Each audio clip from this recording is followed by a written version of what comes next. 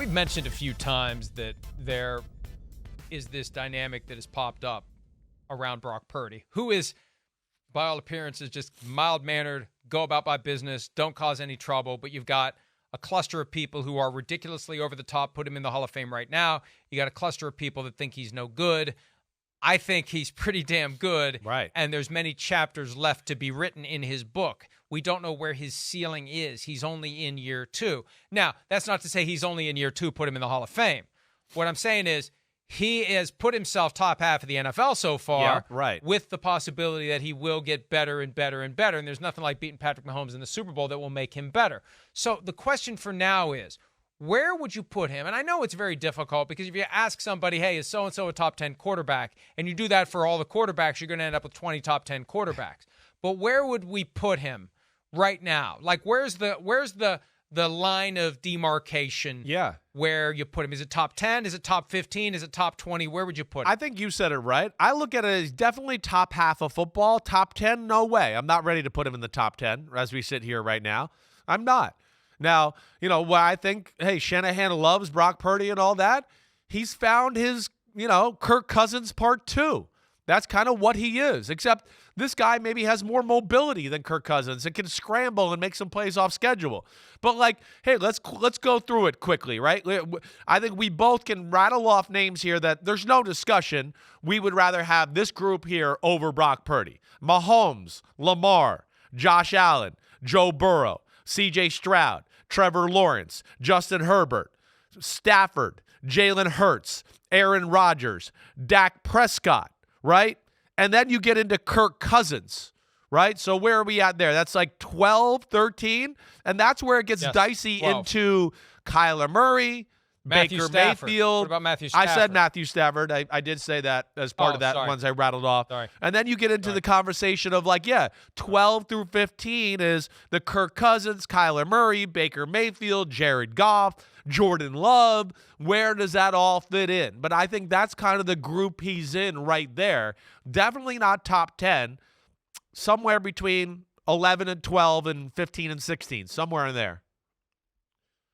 Well, and one of the things that we became very sensitive to and aware of in the past several years, what we now see is the thing that sets quarterbacks above and beyond the rest, the ability to make something happen when the play that's called goes sideways. Right. Purdy is showing us that he has that. Yes. It's not as flashy. There isn't as much panache as there is with Patrick Mahomes. It's very meat and potatoes. And it's, they're not accounting for me in the possibility that I run it. Right. So I'm going to run it. And when I decide to run it, guess what? You can't catch me. Yes. It doesn't look great, but you can't catch me. That's right. It doesn't look cool, to your point. You're right. It's not a sexy delivery.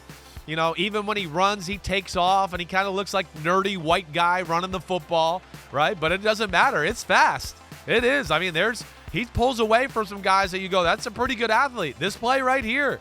I mean, are you kidding me? Breaking the tackle. Alex Anzalone's pretty fast middle linebacker who he just ran away from. And Anzalone thought he had the angle. That to me is why, I would take Brock Purdy over Jared Goff. I would. Hey, the pocket's all clean and everything's perfect. Yeah, okay, maybe I'd take Jared Goff, but that's not football in the NFL. That's not. As we saw, Jared Goff had to move 5 inches on a 4th down throw, and he lost control of the football. He can't do stuff like that. To me, it's a very big, important part of the football game, right? Defenses are so talented. The coordinators are as creative and as crazy as ever. The coaches on the offensive side of the ball cannot be right all the time, and that's where you need a quarterback that can, color outside the lines or make some backyard football happen a few times a game to get you over the hump, and that's what he did the other night. He looks faster than Patrick Mahomes when he runs. But when Mahomes runs, there's just that element of a race car approaching the finish line with parts about to fly off. Yeah. Like there's just that anticipation, something's going to happen, something's going to happen, something's going to happen. Purdy just, when he decides to go, he just goes. Yeah, he goes. And it's not flashy. Right. And it's not exciting. And it's not dramatic. He just goes. Right. And that's what separates great from good. So he's got the potential to be very soon top 10, maybe eventually top 5. Nothing gets you into that conversation like winning Super Bowls. Nothing gets you into that conversation like beating Patrick Mahomes in the postseason, which only 2 quarterbacks have ever done. Tom Brady twice and Joe Burrow once. That is a tough task for any quarterback. And if Brock Purdy can pull it off, Brock Purdy gets into the top 10. Yeah. And Brock Purdy no longer has to talk about the time that they told me they were going to go get Tom Brady if they could. They're not going to try to get anybody. It's just a matter of time before somebody tells a young quarterback, we're going to go try to get Brock Purdy if we can. And if we can't, you'll be our quarterback next year. Right. That's where he's trying to work it. That is. He's never going to, we're never going to be wow, flamethrowers, lasers, bombs, whoa. It's not going to be that. It's not. It's going to be surgical, great feel, anticipation. Every now and then put a little oomph on the ball, and we go, oh, he's got a little more arm than we thought. And then the scrambling. But that's what it's going to be more along the lines of. It's never going to be Josh Allen or Burrow or Mahomes, right? But what they're looking for is they're Joe Montana.